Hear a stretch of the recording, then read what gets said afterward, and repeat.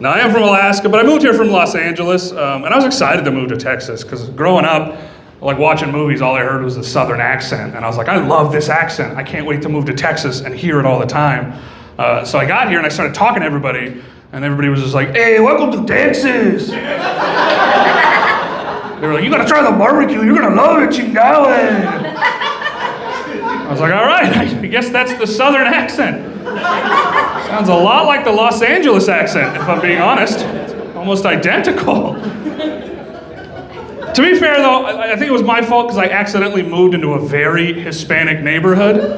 And people are always like, well, how'd you know it was a very Hispanic neighborhood? I was like, well, because all my neighbors would play loud music till 2 in the morning. They're like, well, how did you know by the music? And I was like, well, because every song had an accordion, and they didn't look Polish, so that was kind of the giveaway. Plus, one of my neighbors went, La Raza! So I was like, okay. It was scary neighbors. Yeah, did somebody just fucking burp? That was a hell of a, it was you? Jesus Christ. You guys couldn't hear it, it sounded like a fucking alligator or something. My God. That's Noah's girlfriend, by the way. He's been doing this bit all night where he pretends it's not, but then she burps, so that's clearly his girl. He loves that shit. I burped in the back, he got a boner. It was weird.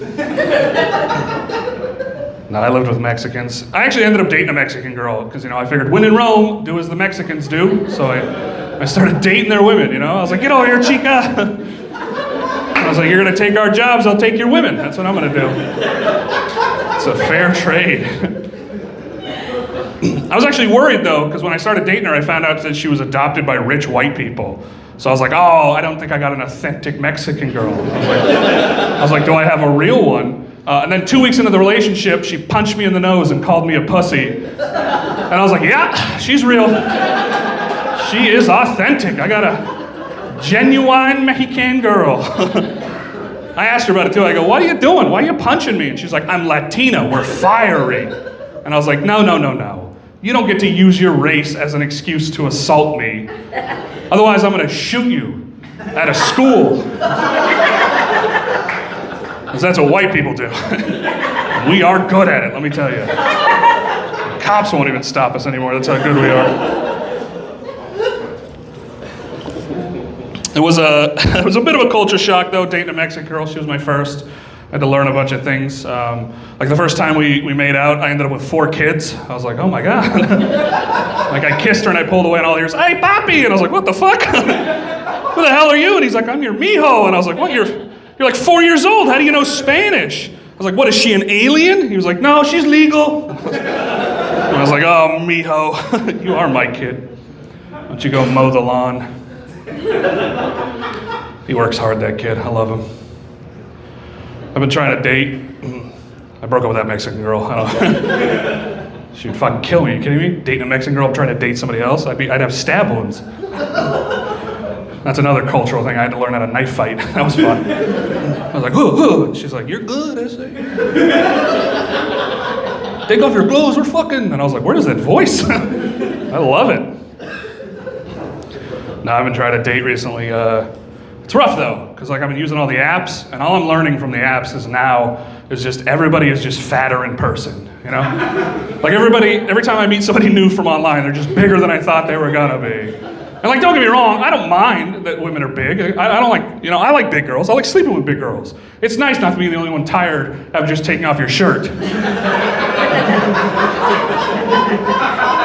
Yeah, I just don't want to sleep with a liar, call me crazy. I like a little integrity in my big women, Can't be fat and a liar. That's too much. It's too much. That's why I'm very honest.